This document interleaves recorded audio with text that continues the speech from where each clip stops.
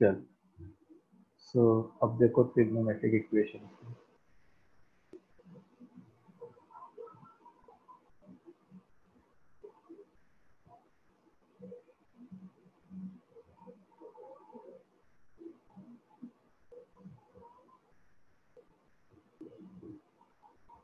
सो trigonometric equations क्या होता है कि जैसे आइडेंटिटीज जो है, दो चीज होती है, एक आइडेंटिटी होती है और एक होता है equation.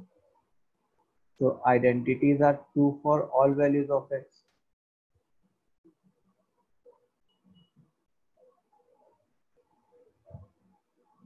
Equations are true only for some values of x. Equations are true only for some values of x. Okay. So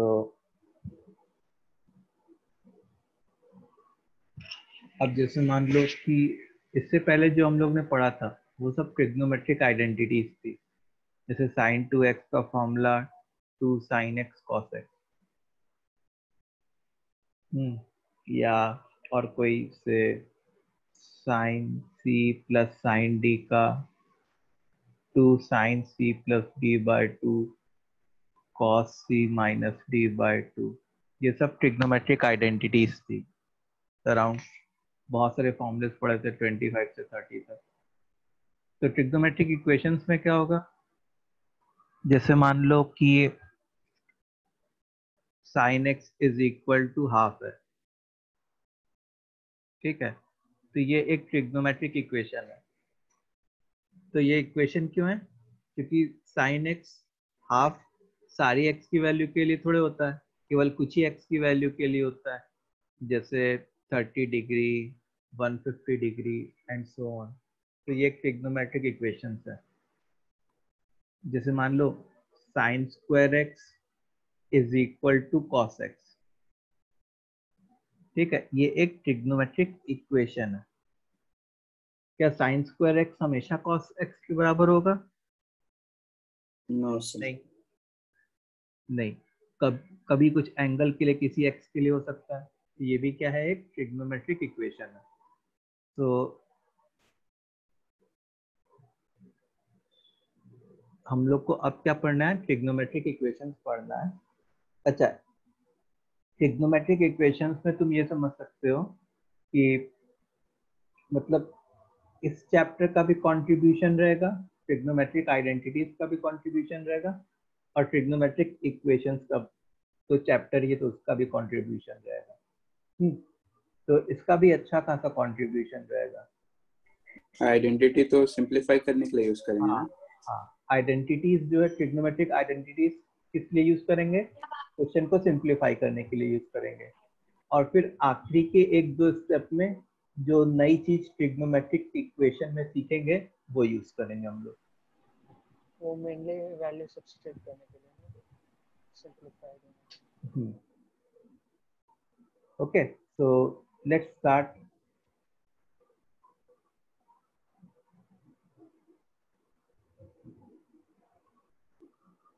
तो अपने को क्या स्टार्ट करना है, ट्रिग्नोमेट्रिक इक्वेशन। तो अब एक बात ध्यान में रखना है, पहला पॉइंट जो ध्यान में रखना है वो क्या है कि इसमें सारे पॉजिटिव होते हैं, सारे ट्रिग्नोमेट्रिक रेशियो, इसमें साइन एंड कोसेक पॉजिटिव होता है। थर्ड क्वाड्रेंट में टेन एंड कॉट पॉजिटिव होते हैं, और फोर्थ क्वाड्रेंट में कॉस एंड सेक पॉजिटिव होते हैं, ठीक है, बाकी नेगेटिव होते हैं। ये तो पहली बात समझ में आ गई। दूसरी बात ध्यान में रखनी है कि फर्स्ट क्वाड्रेंट में अगर कोई एंगल थीटा है, थीटा ठीक है, अगर फर्स्ट क्वाड्रेंट में अगर कोई एंगल थीटा है तो उस थीटा को हेल्प से सेकंड क्वाड्रेंट में जाने के लिए हम लोग किसका यूज करेंगे, पाई माइनस थीटा का। थर्ड क्वाड्रेंट में जाने के लिए हम लोग किसका यूज करेंगे, पाई प्लस थीटा का। और फोर्थ क्वाड्रेंट में जाने के लिए हम लोग किसका यूज करेंगे, 2 पाई माइनस थीटा का। ओके, तो इसका एप्लीकेशन मतलब वैसे ये मैंने करवाया है ट्रिग्नोमेट्रिक आइडेंटिटीज में, लेकिन सर मैं अभी जानूँ, थोड़ा बता सकते हो क्या? कुछ नहीं किया अभी हम लोगों ने। अभी बस ये जो लिखा है ना कि फर्स्ट क्वाड्रेंट में सारे के सारे पॉजिटिव होते हैं, सेकंड क्वाड्रेंट में साइन एंड कोसेक पॉजिटिव होते हैं, थर्ड क्वाड्रेंट में टेन एंड कॉट पॉजिटिव होते हैं, फोर्थ क्वाड्रेंट में कॉस और सेक पॉजिटिव होते हैं। फिर फर्स्ट क्वाड्रेंट में अगर कोई एंगल थीटा है तो उसके करस्पॉन्डिंग अगर मेरे को सेकंड क्वाड्रेंट में जाना है तो मैं पाई माइनस थीटा यूज करूंगा। उस थीटा के करस्पॉन्डिंग मेरे को थर्ड क्वाड्रेंट में जाना है तो मैं पाई प्लस थीटा यूज करूंगा। और उस थीटा के करस्पॉन्डिंग मेरे को फोर्थ क्वाड्रेंट में जाना है तो मैं पाई बाय 2 यूज ही नहीं करेंगे ना, पाई बाय 2 यूज नहीं करेंगे हम लोग, उससे अननेसेसरी कंफ्यूजन अराइज होगा। Okay sir. ठीक है, अब से फॉर एग्जांपल, अच्छा इस बात का भी ध्यान रखा कि 30 डिग्री रेडियंस में पाई बाय 6, 45 कौन डिग्री। कौन से एंगल के वैल्यू याद रखने आप भेजने वाले थे ना कुछ? हाँ यार बोलिए। Yes sir. देखो कौन कौन सा याद रखना है मैं बोल देता हूँ। वैसे तो साइन 18 डिग्री तुमको याद रखना है, कॉस 36 डिग्री याद रखना है। मतलब 30, 45, 60, 0 और 90 ये तो तुम ये लोग को तो 10 से याद है। कंपल्सरी। हाँ ये तो 10 से याद है तो उसको तो याद करना ही है। फिर साइन 18 डिग्री, कॉस 36 डिग्री याद रखना है। 10, 22.5, 22.5। 10, 22.5 डिग्री याद रखना है। 67.5, 1067। हाँ 10, 67.5 डिग्री याद रखना है। और कभी कभी 10, 15 डिग्री एंड 10, 75 डिग्री भी याद करने को बोल दिया जाता है। क्या है उनके वैल्यू? 10, 15 डिग्री की वैल्यू आती है √3 - 1। ठीक है, उसको वैसे निकाल सकते हो। जैसे बताई 45, थी ना एक बार, बताए थे आपने, पर फिर सर भी 45 - 30 भी करके कर सकते। हाँ 45 - 30 से क्या क्या बोल रहे हो? कोई कुछ बोल रहा था ना। ठीक है, इन सब की वैल्यूज याद करके रखनी है। इन सब की वैल्यूज मैंने करवाई है तो इन सब की एक्स्ट्रा वैल्यूज याद करके रखनी सर है। 1075 √3 + 1 ना? हाँ 1075 डिग्री √3 + 1 होता है।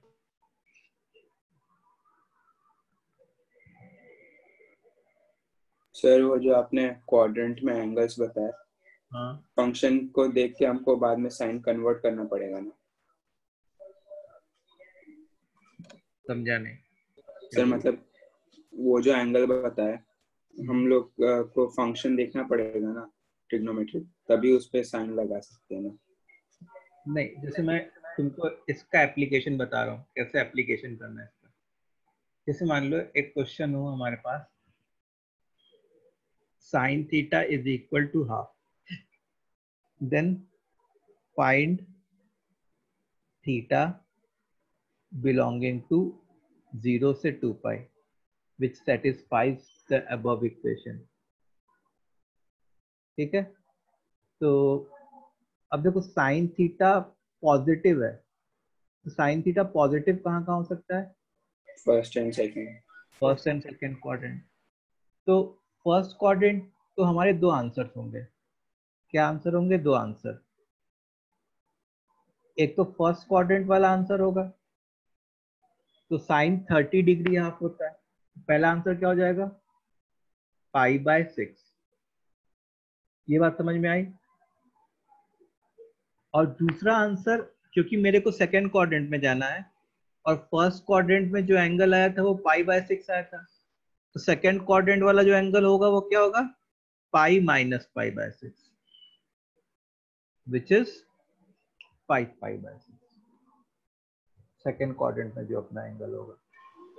आंसर की रेंज दी होगी क्या हमेशा? हाँ, थीटा का रेंज दिया होगा।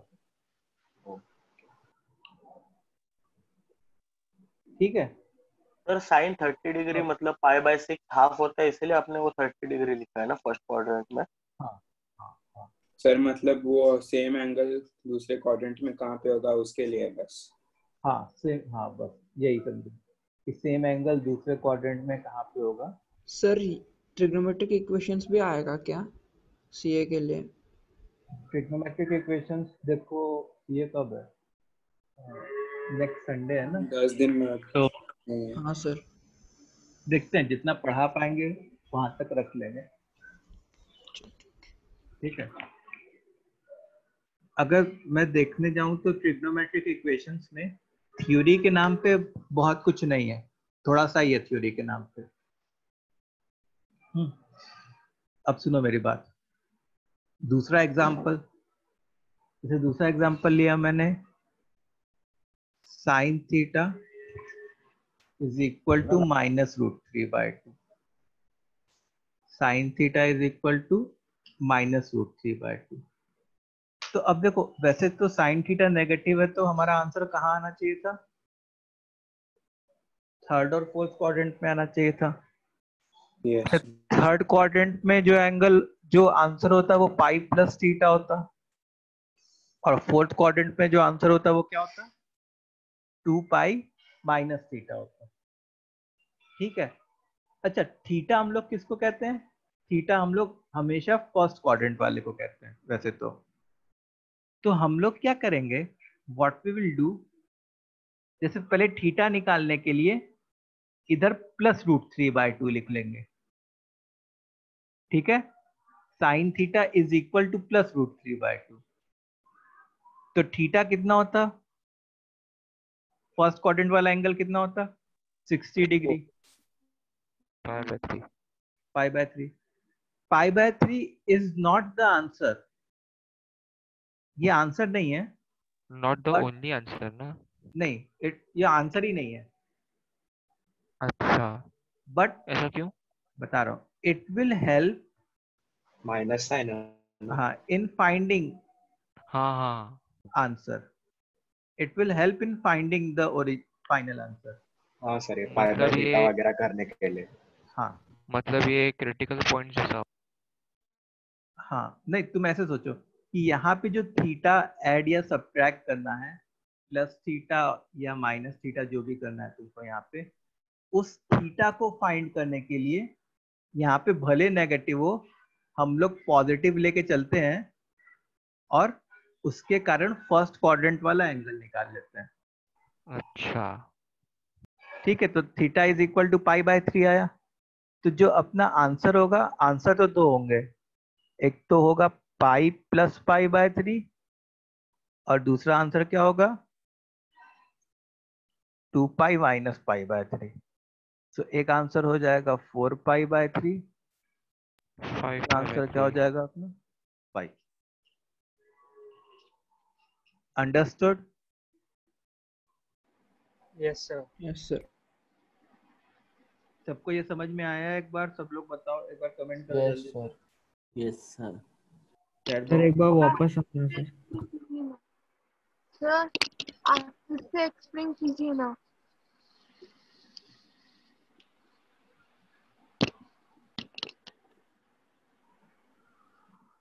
देखो,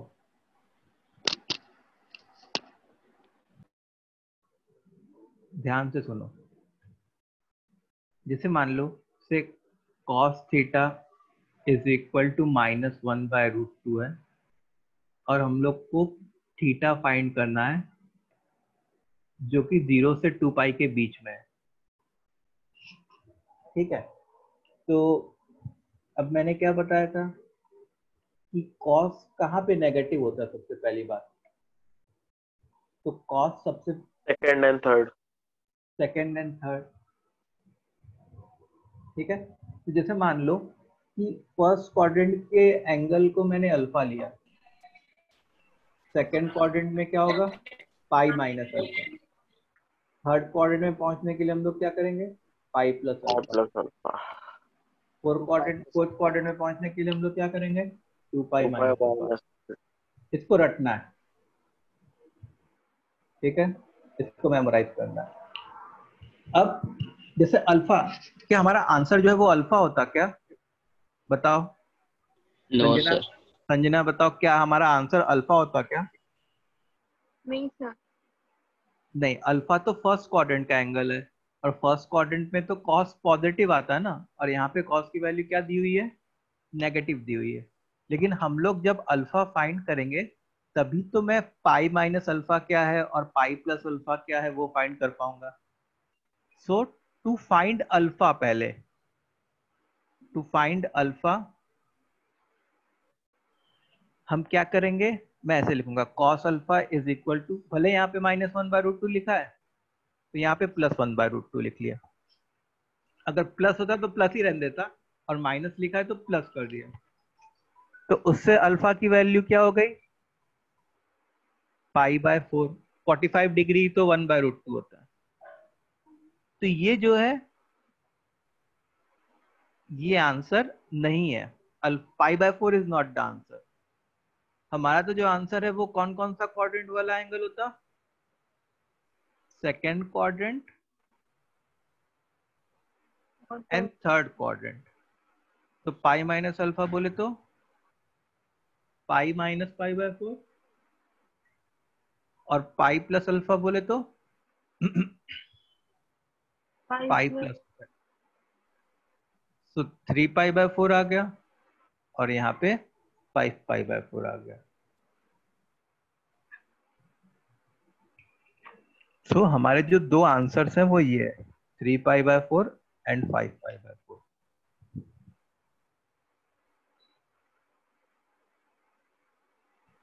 अभी आया सबको? Okay sir. सर वो हाँ क्वाड्रेंट सर। कैसे पता करते हैं कि कौन सा है? क्या कौन से क्वाड्रेंट में फाइंड आउट करना, वो जो थीटा का belongs, that theta belongs to 0 से 2 तो पाई।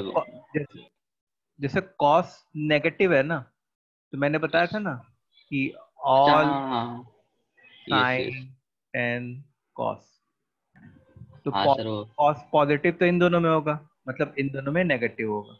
यस यस, हाँ यस। सर थैंक तो यू। मेनली हम लोग को ये क्या कॉस माइनस कुछ भी रहेगा हमें पॉजिटिव लेके ही करना है ना। हाँ, पॉजिटिव लेके जब तुम करोगे तो तुम्हारा अल्फा आएगा।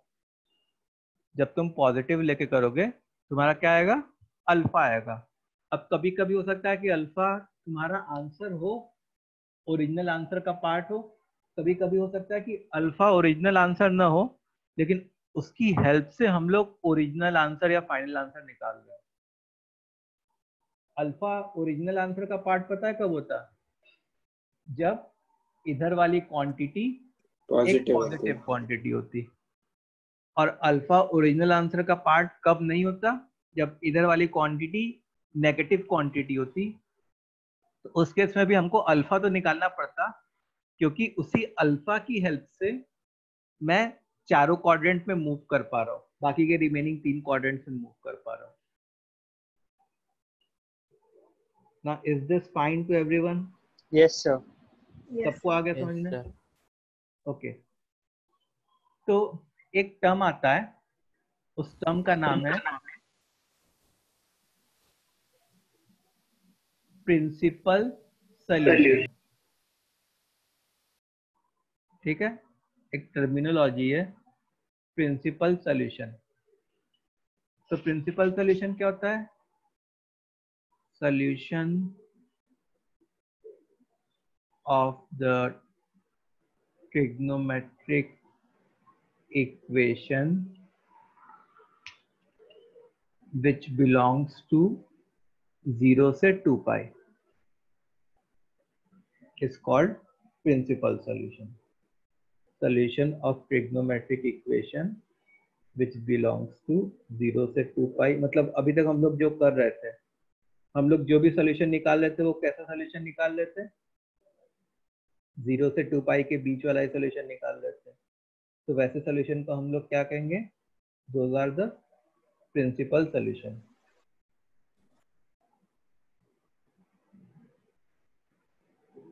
एक चीज गलत हो गई, ये जो 2 पाई है यहाँ पे ओपन ब्रैकेट है, मतलब 2 पाई पे मैं क्लोज ब्रैकेट नहीं दूंगा।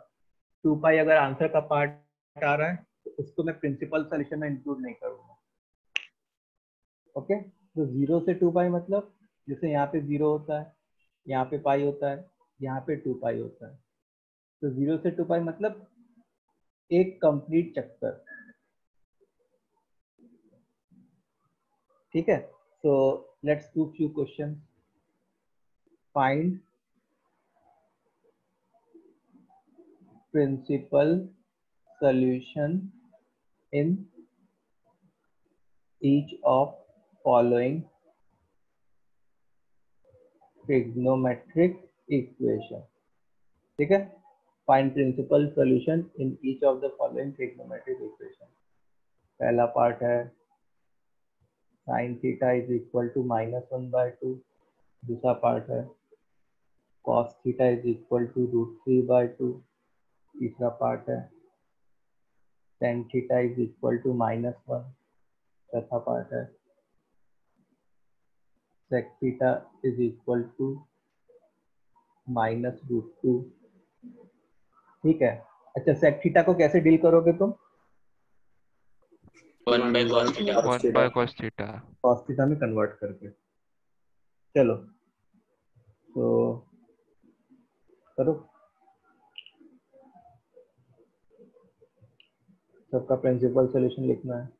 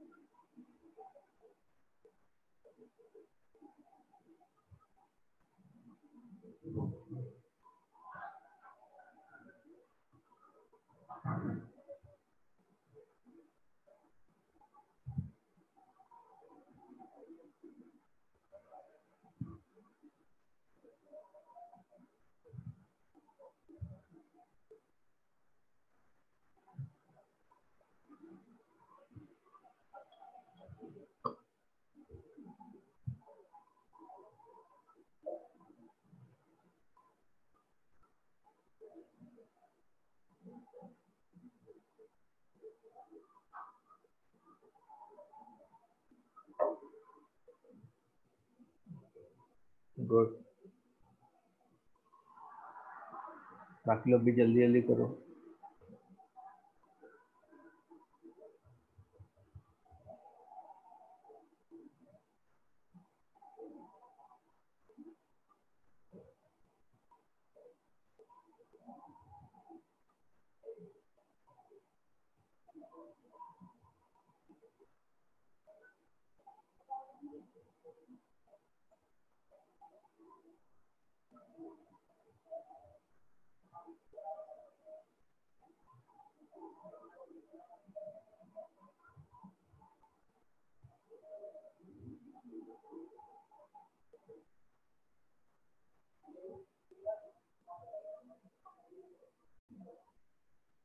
चलो तो स्टार्ट करते हैं। पहला पार्ट है sine theta is equal to -half. तो सबसे पहले तो साइन थीटा नेगेटिव कहाँ होगा? थर्ड और फोर्थ क्वाड्रेंट में। तो थर्ड क्वाड्रेंट में हम लोग पाई प्लस अल्फा से जाएंगे, फोर्थ क्वाड्रेंट में पाई माइनस अल्फा से। लेकिन उसके लिए पहले हम लोग को अल्फा फाइंड करना पड़ेगा। तो साइन अल्फा क्या होता, +1/2 से। तो अल्फा क्या हो जाता, 30 डिग्री मतलब π/6। ठीक है, तो जो हमारा आंसर होता, आंसर क्या होता, आंसर तो ये दोनों होते हैं, pi plus alpha and 2π minus alpha. So pi plus π/6 and 2π minus π/6 which is 7π/6 and 11π/6। ये अपना आंसर होता है पहले। सेकंड का second cos theta is equal to √3/2। ठीक है, तो √3/2 मतलब पॉजिटिव। तो फर्स्ट और फोर्थ क्वाड्रेंट, तो फर्स्ट क्वाड्रेंट में अल्फा, फोर्थ क्वाड्रेंट में 2π माइनस अल्फा। तो √3/2 मतलब 30 डिग्री पे होता है। इसका मतलब अल्फा की वैल्यू π/6 आ गई। अच्छा, यहाँ पे अल्फा आंसर का पार्ट भी होता है।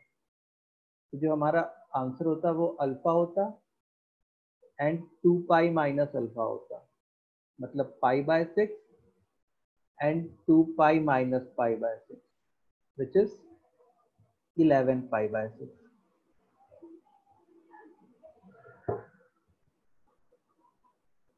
फिर सी वाला part, tan theta is equal to -1, tan theta is equal to -1। तो tan थीटा नेगेटिव कहाँ कहाँ होता है, सेकेंड और फोर्थ क्वाड्रेंट में। तो सेकेंड क्वाड्रेंट में जाने के लिए पाई माइनस अल्फा, फोर्थ क्वाड्रेंट में जाने के लिए 2π माइनस अल्फा। ठीक है, तो अब अल्फा निकालना है। तो tan alpha is equal to 1, alpha is equal to π/4। तो अल्फा आंसर नहीं होता, आंसर तो क्या होता, pi minus π/4 and 2π minus π/4 which is 3π/4 and 7π/4। D वाला sec theta is equal to -√2, मतलब इसका मतलब cos theta is equal to -1/√2। अब cos नेगेटिव कहाँ कहाँ होता है, सर हम सेकेंड। लोग डायरेक्ट सेक लिख कर नहीं हाँ कर सर, सकते? सेक के फॉर्म में भी कर सकते हैं ना। हाँ, कर सकते हो, मतलब हम लोग कंफर्टेबल ज्यादा cos में होते हैं ना। यस सर, भाई। Okay sir. तो pi minus alpha and pi plus alpha. अच्छा, cos अल्फा क्या होता है, +1/√2, मतलब अल्फा की value π/4। 5/4।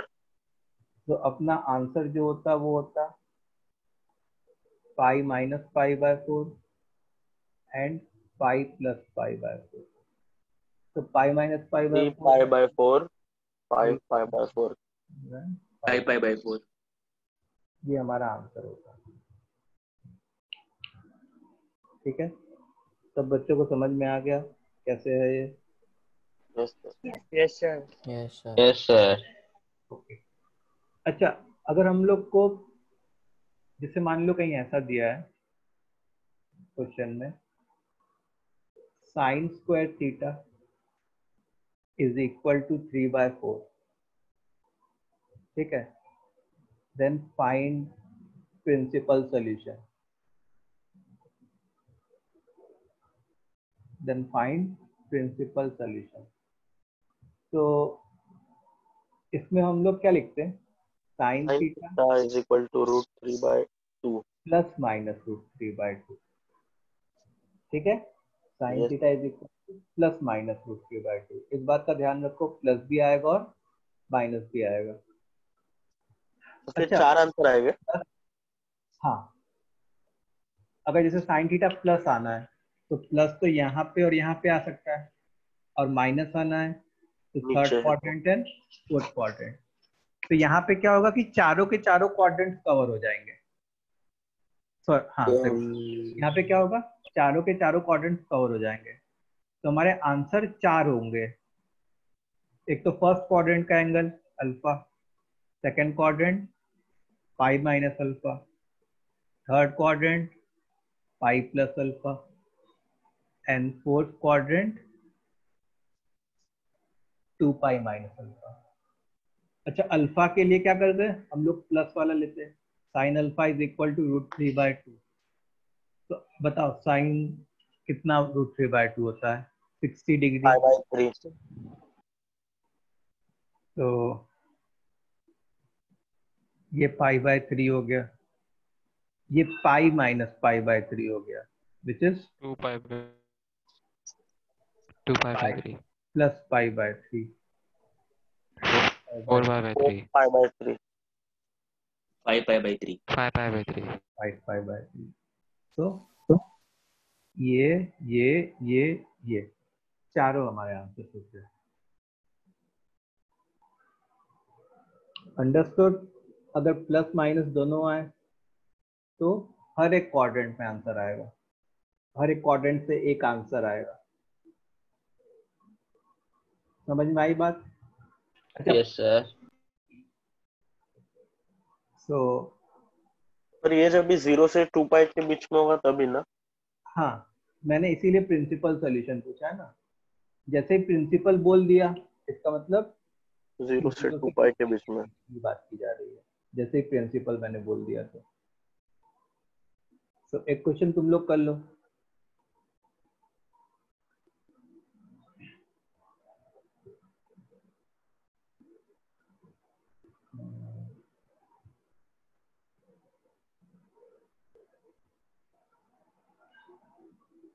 tan square theta is equal to 3 minus 2√2. Find principal solution.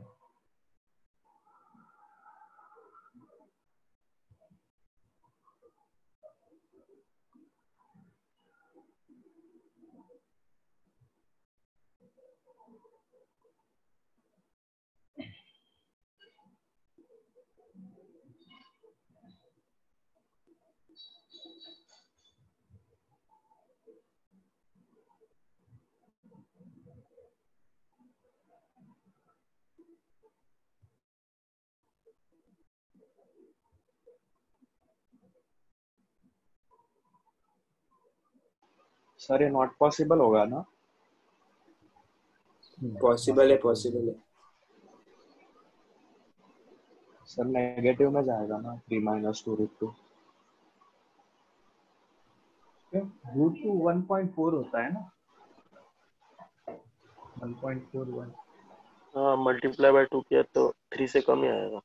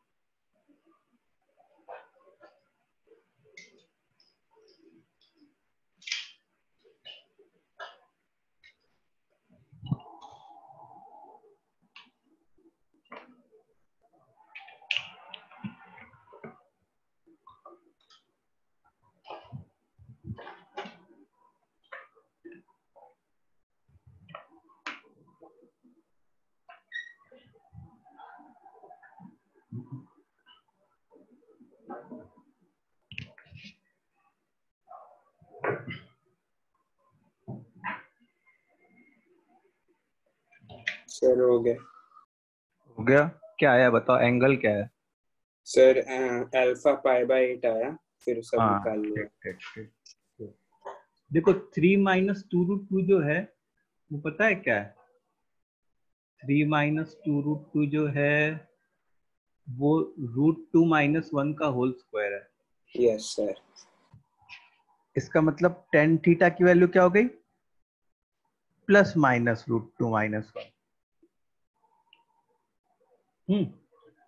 तो मतलब tan अल्फा जो है वो √2 - 1 है, और √2 - 1 तो मैंने तुमको याद करने को बोला था। वो किसके लिए होता है? 22.5 डिग्री। 22.5 डिग्री के लिए। Now if you want to convert 22.5 degree in radians, तो उसको पाई बाय 180 से मल्टीप्लाई कर, तो ये 1 जा और ये 8 जा चला जाएगा। समझ में आ रहा है सबको? यस। ओके, सो पहला आंसर क्या हो जाएगा? Pi by 8। दूसरा answer pi minus pi by 8। तीसरा answer pi plus pi by 8। और fourth answer 2 pi minus pi by 8। So the final answer would be pi by 8. Pi minus pi by 8 is 7 pi by 8. Pi plus pi by 8 is 9 pi by 8. And 2 pi minus pi by 8 is 15 pi by 8. पर sir root 2 minus whole square कैसे आया? Root 2 minus 1 का whole square करो। देखो root 2 minus 1 का whole square क्या होता है? पर सर अच्छा okay okay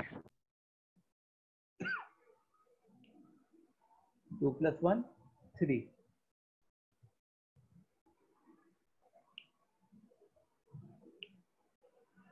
understood? Yes sir. Yes, sir. Okay, तो सब लोग कमेंट करो एक बार, ये क्वेश्चन क्लियर है?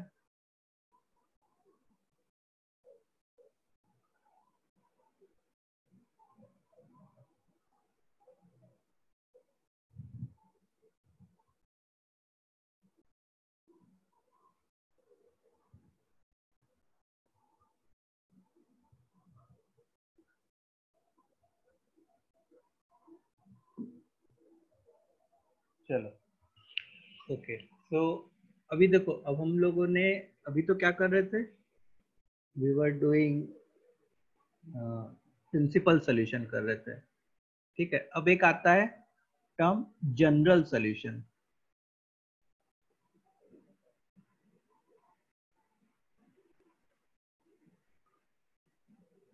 ठीक है, तो जनरल सॉल्यूशन क्या होता है? मतलब जनरल सॉल्यूशन को मैं से जीएस से डिनोट करूंगा। तो general solution of any trigonometric equation will represent set of all possible solutions. It will represent what? It will represent set of all possible solutions. General solution of any trigonometric equation will represent set of all possible solutions. देखो होता क्या है, जैसे मान लो कि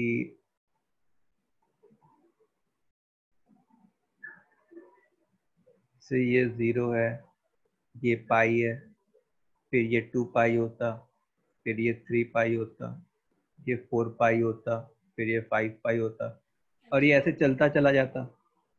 ये आपको सबको पता है।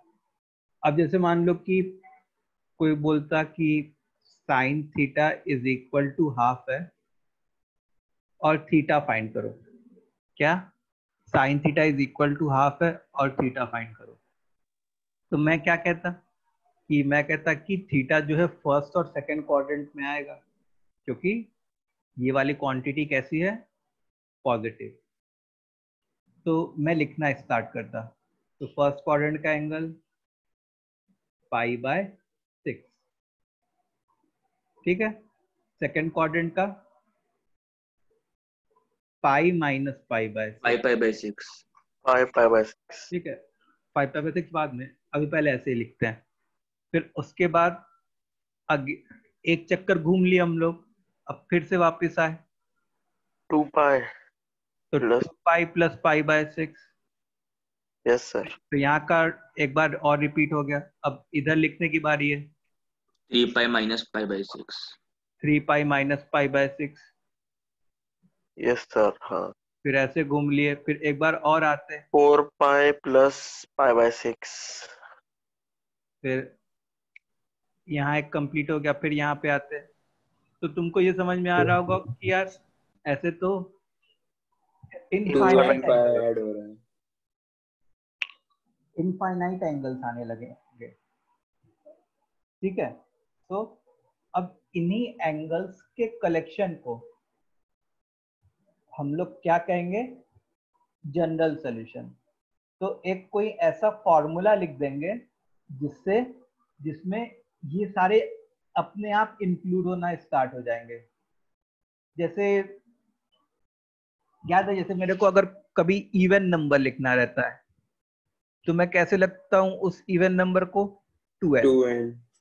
तो 2n एक जनरल सॉल्यूशन, जनरल फॉर्मूला हो गया ये। 2n क्या हो गया एक जनरल फॉर्मूला आ गया। जैसे तुमने n की वैल्यू 1 पुट की तो 2 हो गया, 3 पुट की तो 6 हो गया, and so on.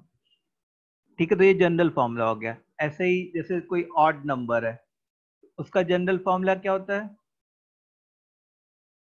2n plus 1 general formula होता है। ठीक है, जैसे n की वैल्यू 0 पुट की तो 1 आ गया, n की वैल्यू 1 पुट की तो 3 आ गया, एंड सो ऑन। ठीक है, सो अब ऐसे सॉल्यूशन को भी रिप्रेजेंट करने के लिए एक n के टर्म में कोई जनरल फॉर्मूला आ रहा होगा।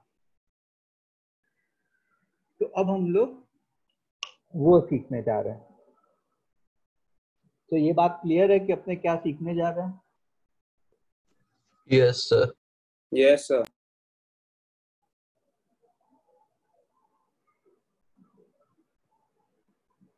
ओके, सर आप जनरल सॉल्यूशन वापस एक्सप्लेन करोगे, मैं एक्चुअली डिस्कनेक्ट हो गया था। देखो जनरल सॉल्यूशन में क्या होता है, जैसे मान लो sine theta is equal to 1/2 है, और यहाँ पे मैंने ऐसा नहीं लिखा कि फाइंड द प्रिंसिपल सॉल्यूशन, मतलब बस मैंने लिखा कि फाइंड थीटा।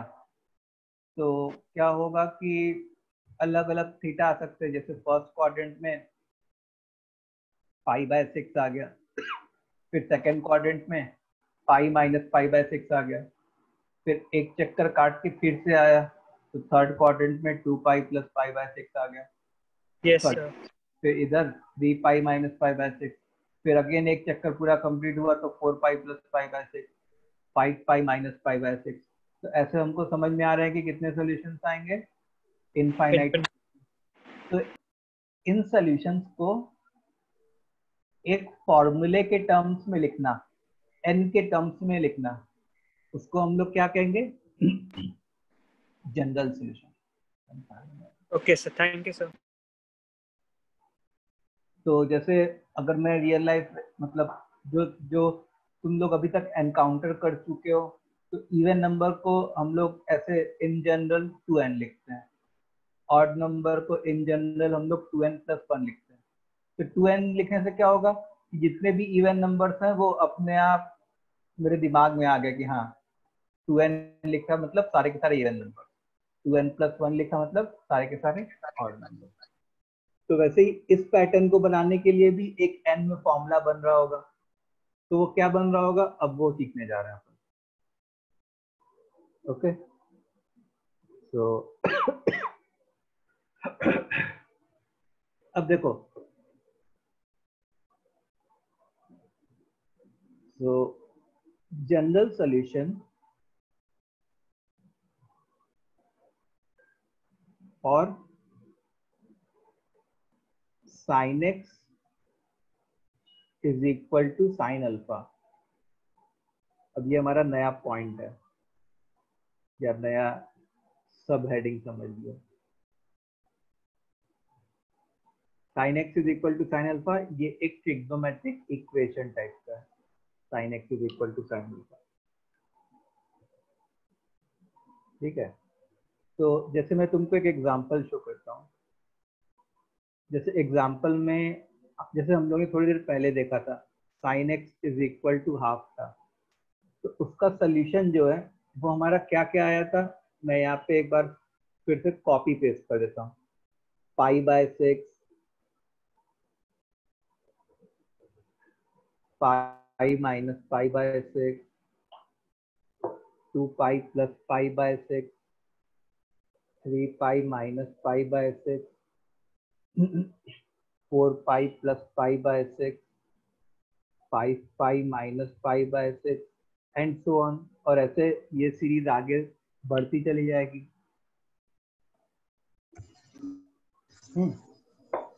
तो इसमें क्या है कि x को अब अगर तुम ऑब्जर्व करो तो पाई है, 2π है, 3π है, 4π है।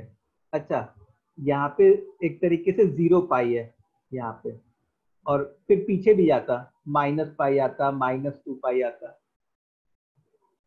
तो पाई के मल्टीपल्स हैं, तो मैंने क्या लिखा, x = पहले nπ लिख लिया। अच्छा, कहीं पे π/6 ऐड हो रहा है और कहीं पे π/6 सब्ट्रैक्ट हो रहा है। कहीं पे π/6 ऐड हो रहा है और कहीं पे π/6 सब्ट्रैक्ट हो रहा है। Plus minus π/6।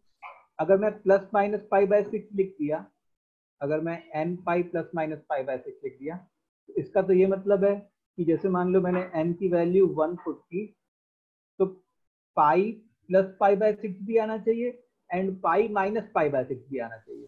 Sir to the power n लिखेंगे क्या? लेकिन पाई माइनस ही π/6 है, पाई +π/6 है क्या? नहीं सर, नहीं है। ओके। अच्छा, कभी भी ऑल्टरनेटिंग साइंस आए, प्लस माइनस के ऑल्टरनेटिंग साइंस आए, तो हम लोग को ना -1n ये बहुत यूजफुल होता है। -1n बहुत यूजफुल होता है, किस लिए? प्लस माइनस ऑल्टरनेट जनरेट करने के लिए, इंटू π/6। अब देखो, अब जैसे मान लो तुमने n की वैल्यू 0 पुट कर दी, तो क्या बन जाता? 0 + -1/0 मतलब +1, π/6 बन जाता। अगर तुमने n की वैल्यू 1 पुट कर दी, तो पाई -1 मतलब -π/6। n की वैल्यू 2 पुट कर दी, तो 2π + -1/2 plus π/6. So now if you observe, -1 को -1/0 1 होता है क्या? हाँ, anything raised to 0 is 1. तो देखो π/6 यहाँ पे भी है, π/6 यहाँ पे भी है, π - π/6 यहाँ पे भी है, π - π/6 यहाँ पे भी है, 2π + π/6 यहाँ पे भी है, 2π + π/6 यहाँ पे भी है। तो अलग अलग n की वैल्यूज पुट करने पे हमारे क्या ये जितने भी सॉल्यूशंस थे सारे के सारे धीरे धीरे क्रिएट हो रहे होते हैं। Yes sir. तो यही हमारा जनरल सॉल्यूशन है, ठीक है। तो अब देखो, मैंने तो क्या लिखा था, sin x = sin अल्फा लिखा था, इसका जनरल सॉल्यूशन लिखा था। तो वैसे तो यहाँ पे हाफ था, तो इसको मेरे को क्या करना चाहिए, हाफ को sin π/6 लिख लेना चाहिए। हाफ को क्या लिखना चाहिए, sin π/6। तो यही जो π/6 है, that is going to be treated as alpha। तो हमारा जनरल सॉल्यूशन क्या बन जाता, nπ ± 1/n into अल्फा। तो अब इससे हम लोग एक इंपॉर्टेंट रिजल्ट पे आ गए, और वो इंपॉर्टेंट रिजल्ट है कि sin x = sin अल्फा का जनरल सॉल्यूशन जो होगा that will be x is equal to n pi plus minus 1 raised to n into alpha.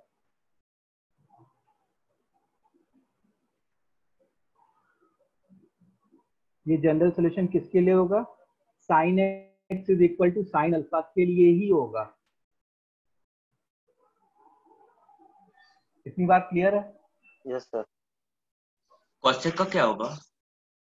Cos x पे आएंगे, अभी आएंगे कॉसेक्स पे।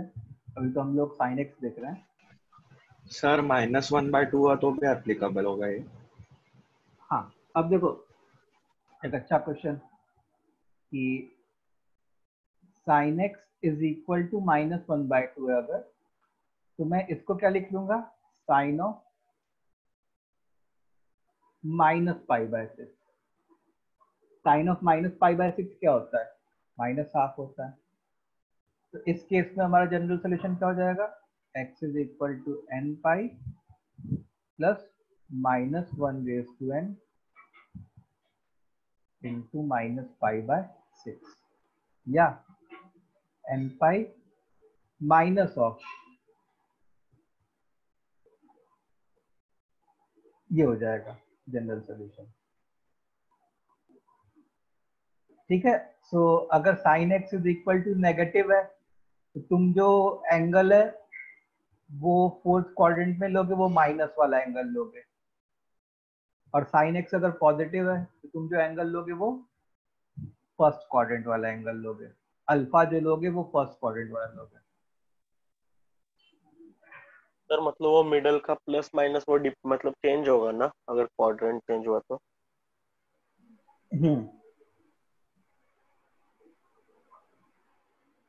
ठीक है। सो अब जैसे मान लो सर साइन -30 है। क्या? सर साइन -30 डिग्री -½ होता है। हाँ, साइन -30 डिग्री -½ होता है। तो सर वो कौन सा क्वाड्रेंट में आएगा? फोर्थ क्वाड्रेंट में। देखो -π/6 का क्या मतलब है कि 0 से π/6 डिग्री या 30 डिग्री क्लॉकवाइज चले गए तो वो -π/6 आएगा। और वो कौन से क्वाड्रेंट में आ गया? फोर्थ वाले में। वो कौन से क्वाड्रेंट में आ गया? 270 डिग्री होगा। हाँ, साइन 270 डिग्री होगा sir. Sine 270 degree. Sine 270 degree. हाँ साइन सर। देखो 270 डिग्री तो ये होगा, ये वाली लाइन होगी 270 डिग्री। तो साइन 270 डिग्री जो होता है दैट इज -1। साइन 270 डिग्री क्या होता है? साइन हाँ, -1। 330। तो सर वो साइन 330 होगा।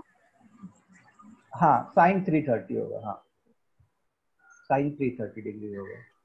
सर फॉर्मूला में 7π/6 डालेंगे तब भी सेम ही रहेगा ना? हाँ, 7π/6 डालोगे। अब देखो, हाँ एक अच्छा क्वेश्चन पूछा,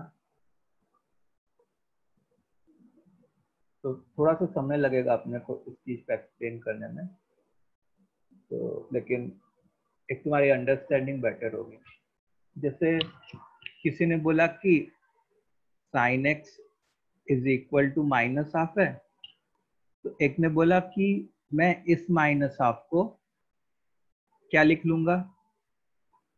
साइन ऑफ -π/6। दूसरे बंदे ने बोला कि मैं इस -½ को साइन ऑफ 7π/6 लिख लूंगा। समझ में आ रहा है? तो इसका जो जनरल सोल्यूशन आता वो क्या होता? x is equal to n pi plus -1 raise to n into -π/6, या ये माइनस अगर इधर मल्टीप्लाई हो जाता तो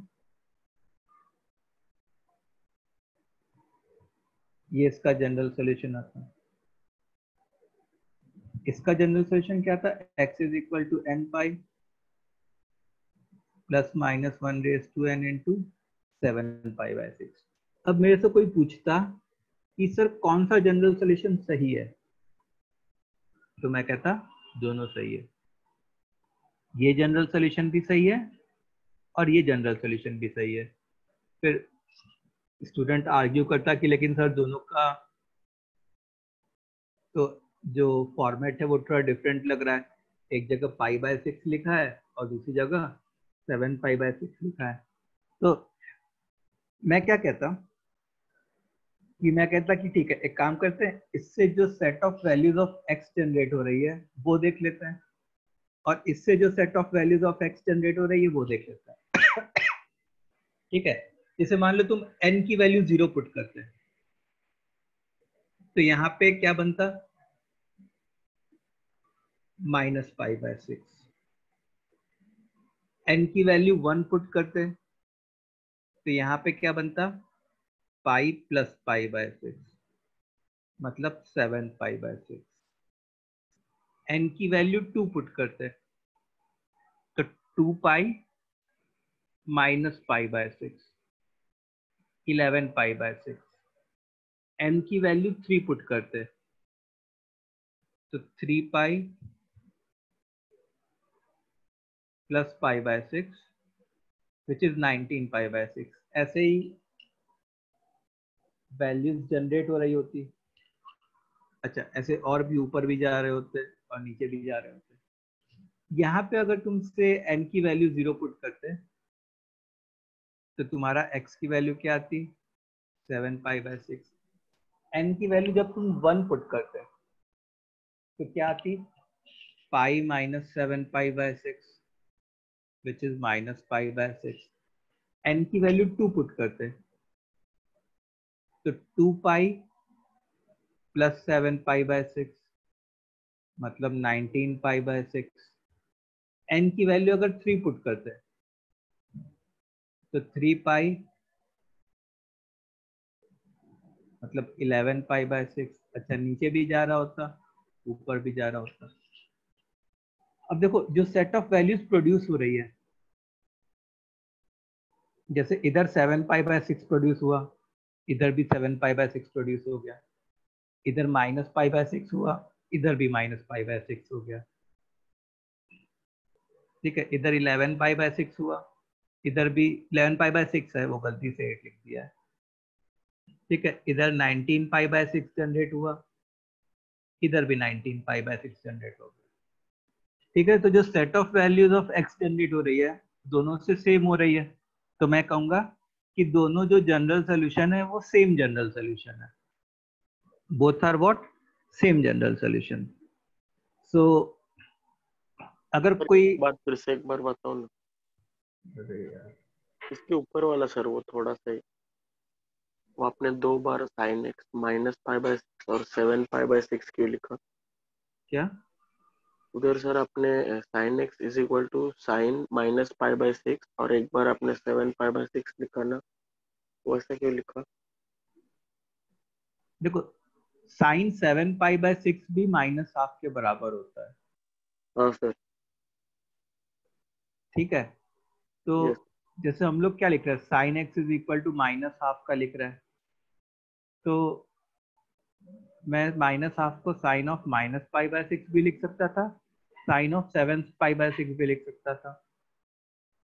एक बार इसको अल्फा ट्रीट करता और एक बार इसको अल्फा ट्रीट करता, तो जब मैं इसको अल्फा ट्रीट करता तो हमारा सॉल्यूशन सेट ये आता, और जब मैं इसको अल्फा ट्रीट करता तो हमारा सॉल्यूशन सेट ये आता। फिर मैं क्या शो करना चाह रहा था कि ये जनरल सॉल्यूशन और ये जनरल सॉल्यूशन दोनों डिफरेंट जनरल सॉल्यूशन नहीं है, दोनों सेम जनरल सॉल्यूशन है, भले दिखने में थोड़े डिफरेंट लग रहे हो। क्यों? क्योंकि जो सॉल्यूशन सेट ये वाला जनरल सॉल्यूशन प्रोड्यूस कर रहा है और जो सॉल्यूशन सेट ये वाला जनरल सॉल्यूशन प्रोड्यूस कर रहा है वो सेम है, वो सॉल्यूशन सेट सेम है। Yes sir, thank you sir. तो ये चीज समझ में आई सबको? Yes sir. सब लोग सर पढ़े? हमें Yes, sir. ऐसे कितने बनाने पड़ेंगे? हाँ, ऐसे कितने बनाने पड़ेंगे? हर वैल्यू के लिए बनाना पड़ेगा क्या? नहीं नहीं नहीं, बनाने की जरूरत नहीं है तुमको। तुम्हारा तो क्वेश्चन यहाँ पे खत्म हो जाएगा, यहाँ पे क्वेश्चन खत्म हो जाएगा। ये तो मैं बस क्या फिर कह रहा मतलब वैल्यू डाल के छोड़ देना। हाँ, यहाँ पे क्वेश्चन खत्म हो गया, यही जनरल सोल्यूशन है, यहीं पे क्वेश्चन खत्म हो गया तुम्हारा। फिर मैं तो बस तुमको कन्विंस करने की कोशिश कर रहा था। एक मिनट रुको। मैं तो तुमको कन्विंस करने की कोशिश कर रहा था कि जो जनरल सोल्यूशन इधर से आ रहा है वही उधर से भी आ रहा है। एक मिनट रुको।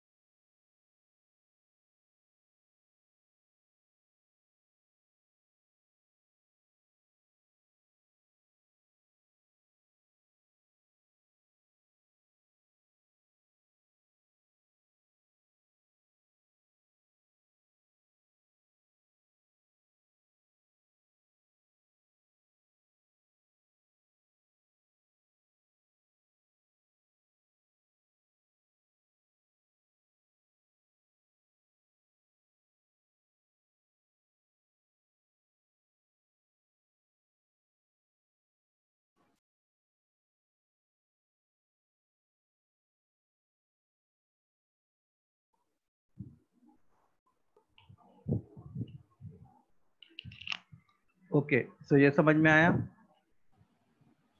सही है। पेज आपने सीवुड खारगर वाले पे डाला है। हाँ सर, सीवुड खारगर के इस फोल्डर में आपने सिखाना शुरू किया। चलो ठीक है, ठीक है। एक्चुअली मैंने पहले पता है सीवुड खारगर के उसमें लॉगिन कर लिया था, मैं भूल गया था कि पहले थाने पर मिलता है, तो उसमें पेज खोल के रखा था, फिर उसी में लगता है कंटिन्यू होता है। सर π/6 तो -30 डिग्री होता है ना? -π/6। हाँ, तो मतलब 11 π/6 होगा ना? हमने 7 π/6 क्यों लिया? नहीं वो 11/6 होगा नीचे। नहीं, देखो मैं ये वाला बोल रहा हूँ कि साइन यहाँ पे भी नेगेटिव होता है ना, तो यहाँ पे जो एंगल होता है वो पाई प्लस π/6 होता है, 7 π/6। हाँ ठीक है, तो मैं ये वाला एंगल लेके चल रहा हूँ। मैंने इस 7 π/6 और इधर जो -π/6 है, इन दोनों को आपस में कंपेयर किया। 7 π/6 मतलब यहाँ से एंटी क्लॉकवाइज गए 7 π/6, -π/6 मतलब यहाँ से क्लॉकवाइज गए हाँ सर, 30 डिग्री। 11 π/6 लेके करते तो भी यही आता ना? हाँ, 11 π/6 लेके करते तब भी जो सेट ऑफ सोल्यूशन, मतलब ये जो सोल्यूशन सेट पूरा बन रहा है, दोनों जगह से सेम आ रहा है उसे। हाँ सर, ठीक है। अच्छा, इसके रिलेटेड क्वेश्चन। हाँ, क्वेश्चन मैं दूंगा, टेंशन मत लो, क्वेश्चन की कमी नहीं होने वाली कभी। पहले कंसेप्ट समझना इंपॉर्टेंट है। अच्छा, जनरली अल्फा किसको लेते हैं? वैसे तो फर्स्ट क्वाड्रेंट में जो एंगल है। नहीं नहीं, मतलब अगर जैसे नेगेटिव है,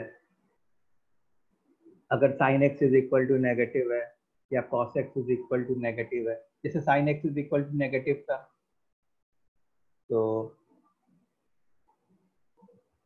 एक तो था कि मैं इधर पहुंच जाऊं या एक तो था कि मैं इधर पहुंच जाऊं, तो इधर पहुंचना ज्यादा जल्दी था क्लॉकवाइज से। तो चलो मैं आखिरी में लिखाता हूँ।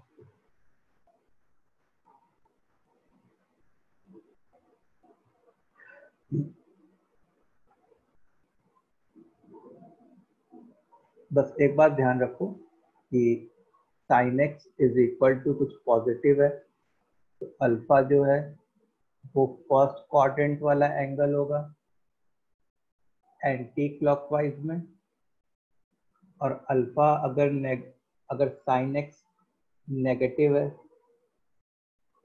तो अल्फा जो एंगल होगा वो फोर्थ क्वाड्रेंट वाला एंगल होगा क्लॉकवाइज सेंस में। ये लेना चाहिए, मतलब वैसे और भी तुम दूसरे तरीके से भी ले सकते हो, लेकिन जो तुमको बुक में ऑप्शंस मिलेंगे वो इस फॉर्म में मिलेंगे। जैसे sin x is equal to -½ था, तो वहां पे मैंने अल्फा को -π/6 लिख लिया था। कोई सोचता तो मैं अल्फा को 7π/6 भी लिख सकता था, कोई सोचता तो मैं अल्फा को 11π/6 भी लिख सकता था। तो हाँ, लिखने को लिख सकते थे, हमारा सोल्यूशन सेट गलत गड़बड़ नहीं आता। लेकिन जनरली हम लोग क्या फॉलो करते हैं, ऐसा वाला sin x के लिए। ठीक है, तो जैसे क्वेश्चन है sin x is equal to √5 minus 1/4, then find general solution. Sin x is equal to √5 minus 1/4, then find general solution.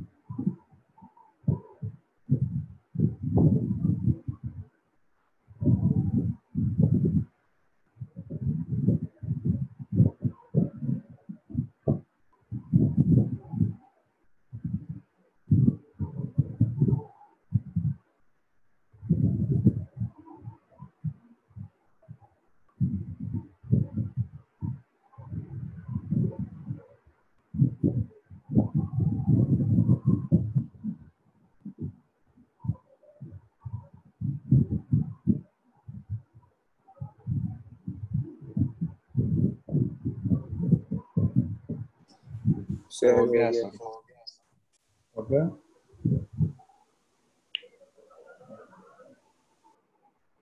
तो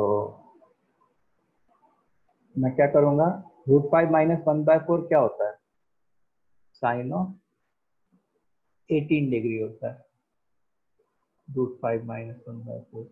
और 18 डिग्री को तुम क्या लिख सकते हो पाई के टर्म्स में, π/10। मतलब ये जो है sin x is equal to sin π/10 आ गया। और यही जो है वो क्या काम कर रहा है, अल्फा का। तो हमारा सोल्यूशन हो गया x is equal to n π plus -1/n into π/10 answer. ठीक है, सर n हमारा इंटीजर है ना? हाँ, n हमारा हमेशा इंटीजर होगा। इसमें मतलब मैं भूल गया स्पेसिफाई करने का, लेकिन जहाँ पे भी n लोगे that will be N integer. तो इससे क्या होगा कि सारे जितने भी सॉल्यूशंस होंगे सारे आ जाएंगे। ओके, अब जैसे मान लो क्वेश्चन है कि sin x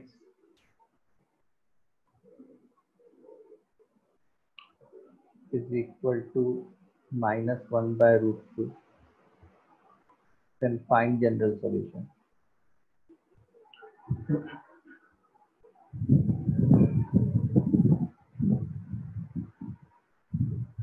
sir done.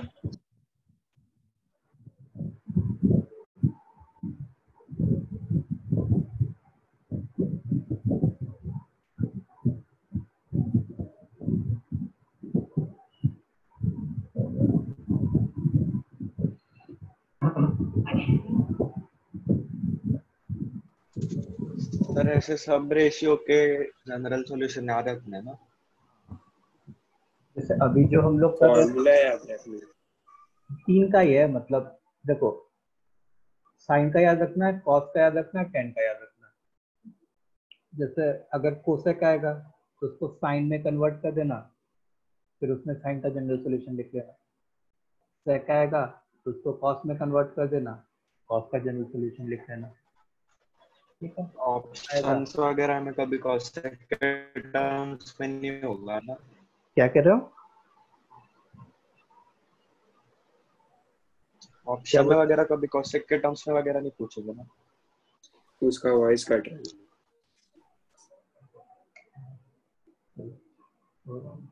Sin x is equal to -1 by √2. So this is sin of -π/4. तो हमारा जनरल सॉल्यूशन क्या हो जाएगा? n pi plus -1 raise to n into π/4. ठीक है, इतनी बात समझ में आ गई सब बच्चों को? हाँ सर, मतलब हम ऐसे -π/4 -π/6 इसका ये जनरल सॉल्यूशन इसलिए लिख रहा है ना? हाँ, ये जो लिख रहा है, ये जो चीज लिखी है मैंने, ये जनरल सॉल्यूशन है हमारे क्वेश्चन का। मतलब अगर समझो अगर ये ट्रिग्नोमेट्रिक इक्वेशन ना होकर हमको ये बताना है कि ना प्रॉपर बताना है कि ये साइन π/4 नॉर्मली अगर बताएंगे तो ये -π/4 नहीं लिख सकेंगे ना? क्या समझा नहीं, क्या बोलूं? देखो, साइन -π/4 जो होता है वो इटसेल्फ -1/√2 होता है। देखो, यस सर, एक प्रॉपर्टी होती है ना, sine of minus theta is minus sin theta. Minus sine theta. हाँ, अच्छा। ठीक है, ओके। तो वहां से हम लोग जा रहे हैं ऐसे। सर सर पहले तो पर हमने 2π माइनस थीटा किया था, तो उसमें π/4 तो 2π से माइनस हो जा रहा था ना? हाँ सर तो वो सिर्फ मतलब वो 0 से 2π के बीच में होगा तभी ना? हाँ, मतलब मैं क्या कह रहा हूँ कि जब तुमको जनरल सॉल्यूशन लिखना हो, तो जैसे तुम 2π माइनस थीटा करते ना, तो तुम यहाँ पे पहुंचते, जैसे इस क्वेश्चन में, किसी भी क्वेश्चन में यहाँ पे पहुंचते। तो लेकिन हमको जो है ना, मतलब अल्फा में शॉर्टेस्ट पॉसिबल वे से पहुंचना है, तुम ये सोचो। ठीक है, अल्फा पे मेरे को शॉर्टेस्ट पॉसिबल वे से पहुंचना है। तो मतलब पर वैसे भी जा सकते हैं ना? पर सुनो, हाँ वैसे भी जा सकते हैं। जैसे मान लो कि sine theta is equal to से -√3/2, तो साइन थीटा नेगेटिव कहाँ होता है? Third and fourth quadrant. तो देखो, थर्ड क्वाड्रेंट में जाने के लिए कोई बंदा ऐसे जा सकता था, यस सर। फर्स्ट क्वाड्रेंट में जाने के लिए कोई बंदा ऐसे जा सकता था, डायरेक्ट भी जा सकता था पीछे, और फोर्थ क्वाड्रेंट में जाने के लिए कोई बंदा ऐसे भी जा सकता था, क्लॉकवाइज। तो सबसे कम डिस्टेंस कहाँ ट्रेवल किया? थर्ड वन में, येलो वाले में। ठीक है, सबसे कम डिस्टेंस कहाँ ट्रेवल किया? येलो वाले में।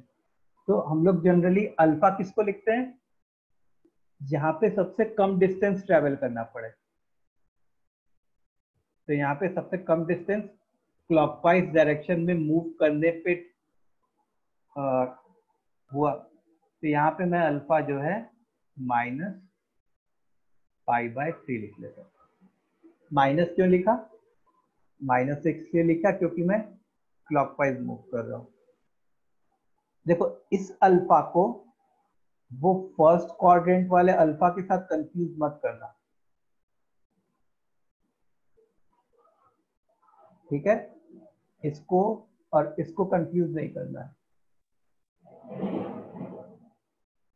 ठीक है, ये जो अल्फा है वो तो प्रिंसिपल सॉल्यूशन फाइंड करने वाली टेक्निक थी। अब यहाँ पे जो हम लोग अल्फा लिख रहे हैं वो सच्ची में वही दे रहा होगा जो एग्जैक्ट ये होगा।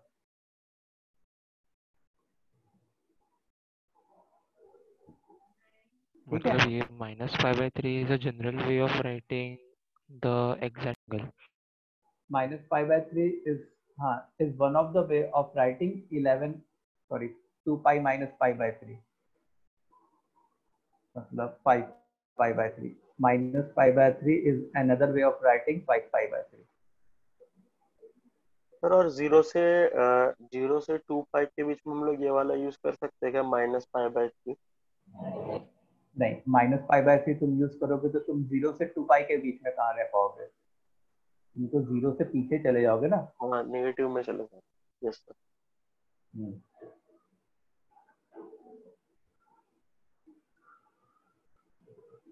ठीक है, कोई कंफ्यूज नहीं हुआ है ना, मतलब पता नहीं, मेरे को ऐसा लगा कि कुछ कंफ्यूज नो सर। ओके, अब ऐसे ही cos x is equal to cos alpha, इसका खुद का एक जनरल सॉल्यूशन होता है। इसका जो जनरल सॉल्यूशन होता है वो क्या होता है, वो होता है x is equal to 2n pi plus minus alpha. ठीक है, सो इसका general solution x is equal to 2n pi plus minus alpha. तो अगर cos x पॉजिटिव है तो अल्फा हम लोग कहाँ का लेंगे, फर्स्ट क्वाड्रेंट का लेंगे, और अगर cos x नेगेटिव है तो अल्फा हम लोग सेकेंड क्वाड्रेंट। कैसे, देखो वही मिनिमम डिस्टेंस ट्रेवल्ड करने वाला कंसेप्ट। पर इसमें दोनों में सेम डिस्टेंस ही लग रहा है। हाँ सर, दोनों में सेम डिस्टेंस ही लग रहा है, पॉजिटिव होगा तब भी। हाँ, पॉजिटिव हुआ या नेगेटिव हुआ दोनों में सेम डिस्टेंस लग रहा है। तो जैसे मान लो अल्फा तुम चाहे π/3 लिख लो चाहे -π/3 लिख लो, तो क्योंकि इसके सामने प्लस माइनस लगा हुआ है तो वो अल्टीमेटली तो बात सेम हो जाएगी ना। Yes sir. तो वैसे जनरली क्या करते हैं, अल्फा हम लोग फर्स्ट क्वाड्रेंट का लेते हैं जब cos x पॉजिटिव हो। अच्छा, जब cos x नेगेटिव हो तो cos x नेगेटिव यहाँ पे भी होता है, यहाँ पे भी होता है। देखो अब यहाँ मेरे पास कितने ऑप्शन थे, एक ये ऑप्शन था जाने का, एक ये ऑप्शन था जाने का। तो कौन सा ऑप्शन छोटा है, येलो वाला जिसको शेड करने जा रहा हूं मैं, तो इसलिए हम लोग सेकंड क्वाड्रेंट वाला एंगल लेते हैं। उल्टा भी जा सकता था। हाँ, उल्टा भी जा सकते थे, वो सेम ही होता था। वो सेम ही होता। तो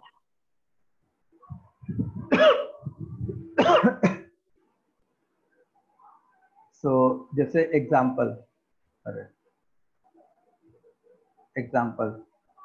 से cos x is equal to 1/2, तो हाफ को क्या लिख लेंगे, cos π/3।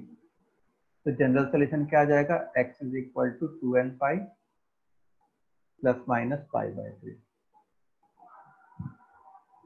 ठीक है, दूसरा एग्जाम्पल से cos x is equal to -√3/2। अब -√3/2 के लिए हम लोग को सेकंड क्वाड्रेंट वाला एंगल चाहिए।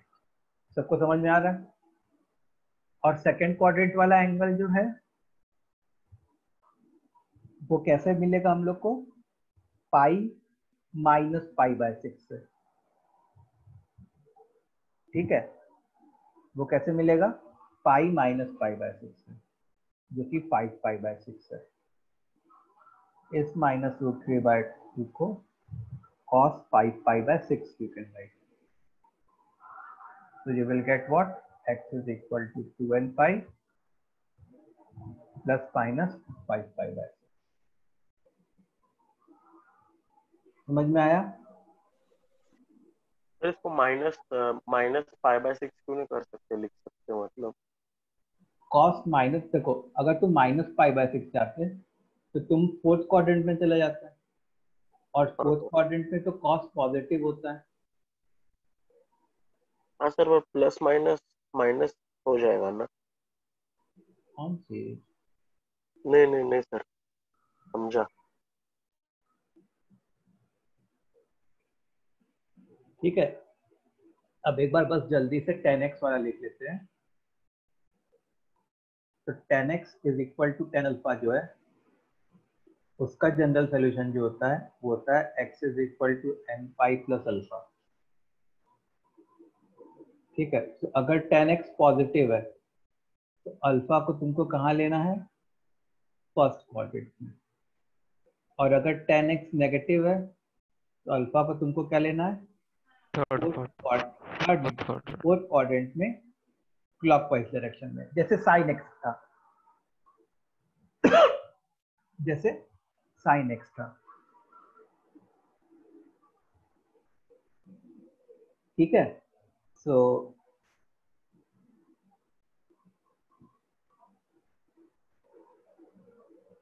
जैसे मान लो से 10x इज इक्वल टू -1/√3 है। ठीक है, इसका जनरल सोल्यूशन लिखो, फाइंड जनरल सोल्यूशन।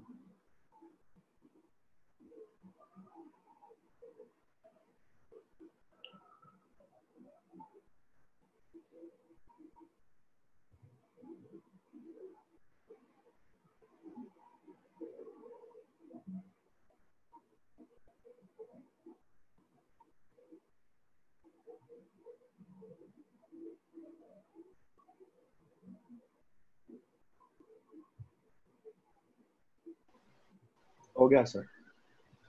हो गया सर, इसको लिस्ट में मैंने ऐड करना। हाँ ये तीनों को। हाँ, सर एक बार कॉस्ट का दिखाइए ना, ऊपर का थोड़ा। 2n pi plus minus alpha. हाँ सर, इधर इधर थोड़ा नीचे। हाँ बस सर, इधर। सर नया लिस्ट बनाना है कि पुराने चैप्टर वाला?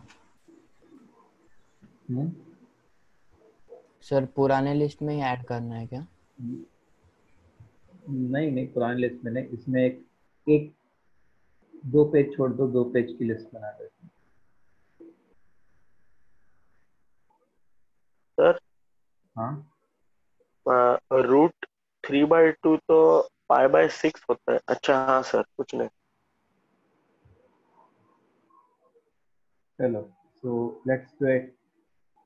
सो 10x इज इक्वल टू -1/√3, मतलब 10 ऑफ -π/3 लिख लिया। x क्या होगा? n पाई प्लस अल्फा, मतलब n पाई माइनस π/3। ये इसका जनरल सोल्यूशन होगा। Sorry, n pi minus π/3। Sir, cos वाले हमेशा पॉजिटिव डायरेक्शन वाला लिया तो भी चलेगा। क्या कह रहे हो? मैं साउंड नहीं आ रहा मेरे को।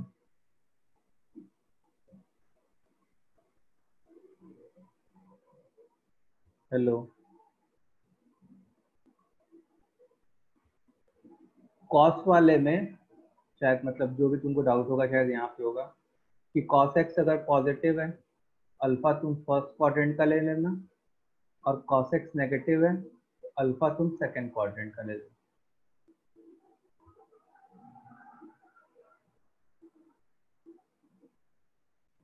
ठीक है,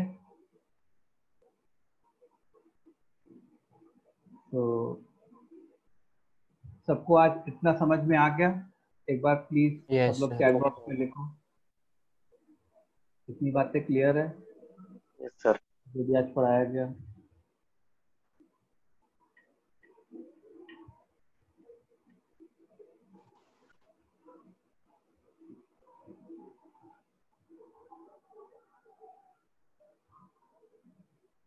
ओके, सो एक शीट तुम लोग के ग्रुप पे पोस्ट कर देंगे अभी।